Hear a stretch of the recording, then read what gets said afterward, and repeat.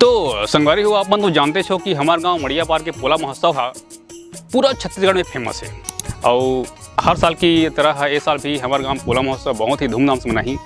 और ये साल के पोला महोत्सव कुछ खास रही, काबर कि ये साल हमारे छत्तीसगढ़ के मुख्यमंत्री माननीय श्री विष्णुदेव साय जी आए थे। और साथ ही ये साल लगातार 3 दिन के प्रोग्राम भी रखे हैं।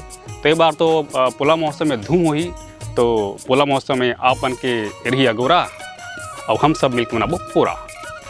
जय छत्तीसगढ़।